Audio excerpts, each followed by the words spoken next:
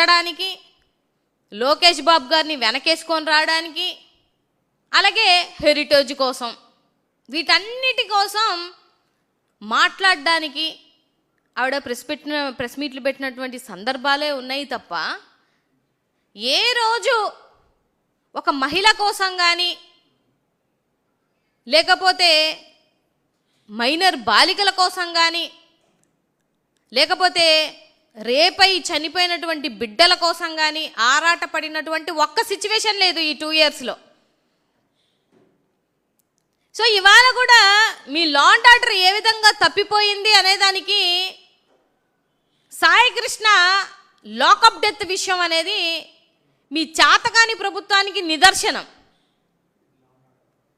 అంటే ఇవాళ నేను అడుగుతున్నాను అనిత గారు, అటు సాయి కృష్ణ తల్లిగారి విషయంలో, అలాగే మన దళిత బిడ్డ అయినటువంటి క్రాంతి విషయంలో ఏ మాత్రమైనా పొద్దున్నేసే విజయవాడలోనే తిరుగుతూ ఉంటారు కదా, ఆ కారు అటువైపున వెళ్ళి పరామర్శించన్నా రావచ్చు కదా.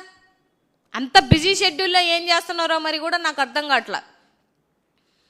పొలోమని అన్నిటికీ ప్రెస్ మీట్లు పెడుతున్నటువంటి అనిత గారు ఈ 2 విషయాలలో, లాకప్ డెత్ విషయాలలో కానీ, లేకపోతే రేపులు జరిగినటువంటి విషయాల్లో కానీ ఏ విషయంలో కూడా ఒక్కరోజు కూడా ప్రెస్ మీట్ పెట్టలేదు. అది నాకు చాలా ఆశ్చర్యం వేస్తున్నటువంటి విషయం. చెప్పడానికి మాత్రం మీడియా ముందుకు వస్తే 70,000 సీసీ కెమెరాలు తీసుకొచ్చానని చెప్పారు. ఏవి ఆ 70,000 సీసీ క్యామ్లు ఏమైపోయాయో చెప్పాలి.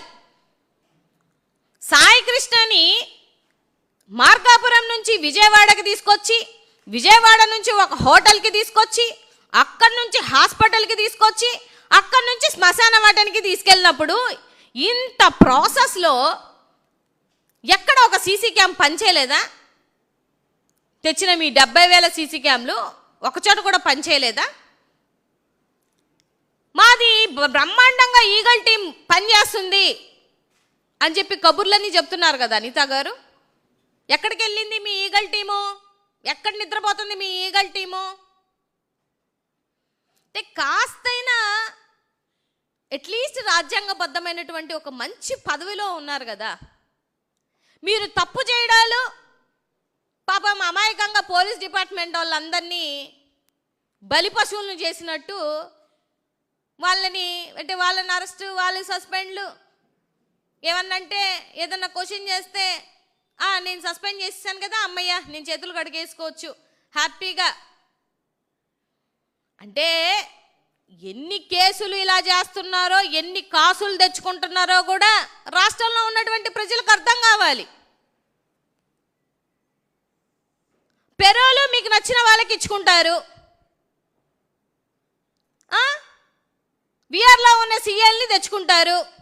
అమ్మ పలానా హంతకుడు ఏమయ్యాడంటే నాకు తెలీదు, పెరేలు ఎందుకు ఇచ్చారమ్మా అంటే నాకు తెలీదు, సీఐని ఎందుకు సస్పెండ్ చేశారమ్మా అంటే నాకు తెలీదు. ఇంకేం తెలుసు తమరికి?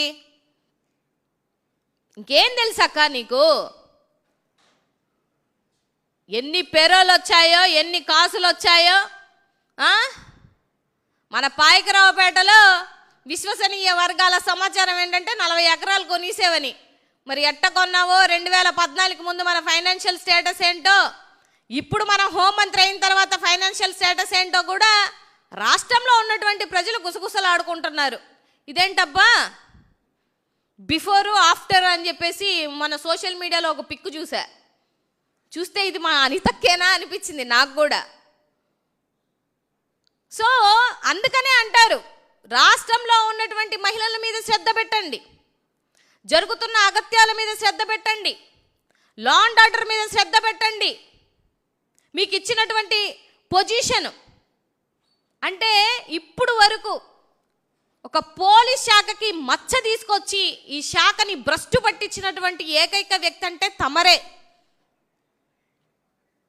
ఎందుకనంటే పాపం వాళ్ళ కుటుంబాలు ఎంత అన్యాయంగా మీరు చేయడం ఏంటి, పోలీస్ డిపార్ట్మెంట్ మీద రుద్దడం ఏంటి అంటే జనాల్లో ఇవాళ ఒక పోలీస్ డిపార్ట్మెంట్కి వెళ్తే న్యాయం జరగదు అన్న ఒక విషయాన్ని మీరు క్రియేట్ చేశారు. ఇవాళ అట్లీస్ట్ ఒక హంతకుడు చిన్న చిన్న కేసులకు కూడా వెళ్తే మళ్ళీ లాకప్ డెత్ అయ్యి తిరిగి బూడిద కూడా దొరకలేనటువంటి పరిస్థితికి వచ్చేసరికి